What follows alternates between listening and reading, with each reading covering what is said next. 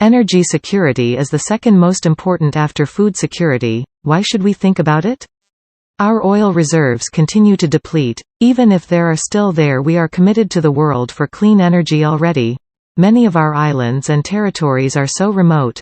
There are still many machines and heavy machines that will depend on liquid fuels for decades to come, and our society is increasingly dependent on energy, especially electricity and liquid fuels. Consider our territory. How many islands do we know of? Nearly 17,500 islands? We don't know the name of the majority, let alone the location.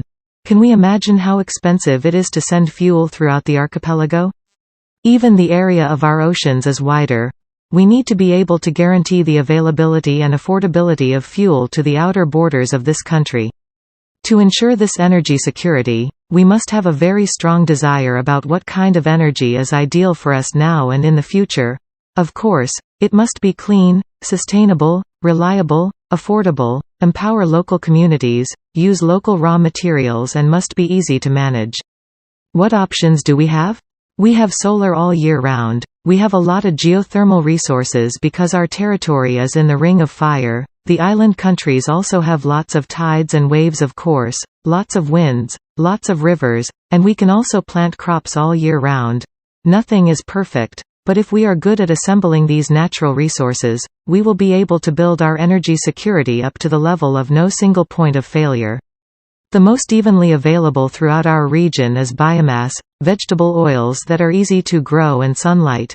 Meanwhile, the mature technology is esterification, transesterification, gasification, microturbine, and Fischer-Tropsch synthesis. The most common forms of energy we use are liquid fuels and electricity. From sunlight, using a solar collector and our microturbine, we can directly generate electricity.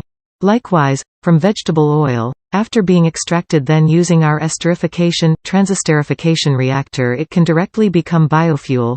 As for biomass, it is a raw material that is more flexible in use, although it is also a bit complicated in the process.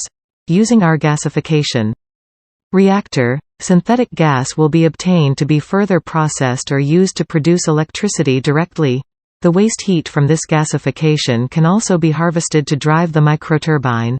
Similarly, syngas that is processed through the Fischer-Tropsch, apart from providing the main products in the form of high-quality hydrocarbon fuels such as gasoline and diesel, the process waste heat can also be captured for our microturbine to generate electricity.